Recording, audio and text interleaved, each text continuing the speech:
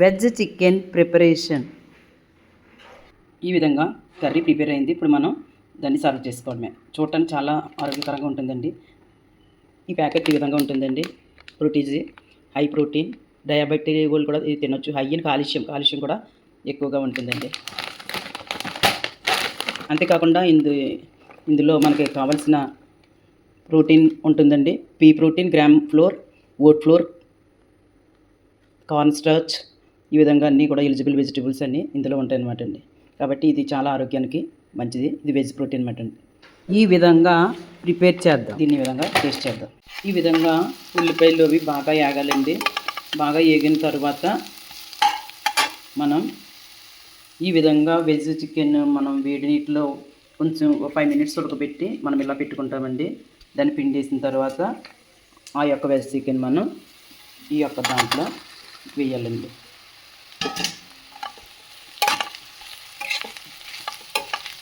వేసిన తర్వాత మనం కారం అన్నీ మసాలా సామాన్లు అన్నీ వేసుకోవాలండి.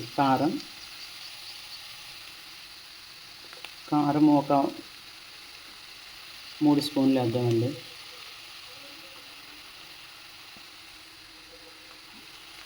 కొద్దిగా పసుపు,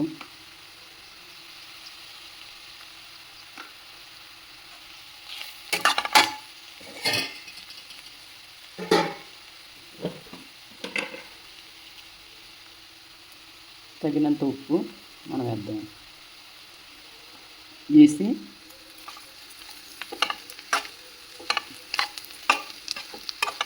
చికెన్ కర్రీ ఏ విధంగా చేసుకుంటామో అలాగే ఇది కూడా చేసుకోవాలండి. ఇది నాన్ వెజ్ కాకుండా వెజిటేరియన్ అన్నమాట అండి. వెజ్ చికెన్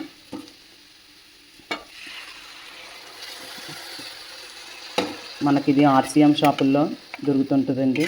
మార్కెట్లో కూడా ఉంటుంది. దీంట్లో చికెన్ ఏ విధంగా వండుతామో అదేవిధంగా మనం తయారు చేసుకోవాలండి.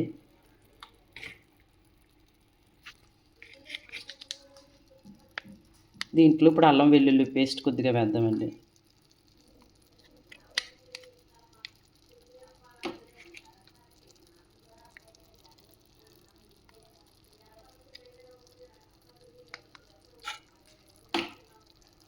తర్వాత కొంచెం చికెన్ మసాలా యాడ్ చేద్దాం.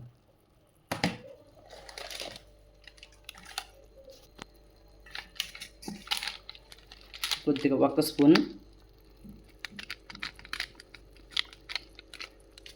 చికెన్ మసాలా యాడ్ చేస్తే సరిపోతుందండి. ఈ విధంగా అన్నీ వేసి కలిపి పెట్టాలండి.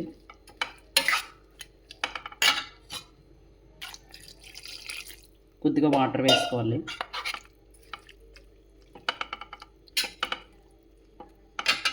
మూత పెట్టాలి.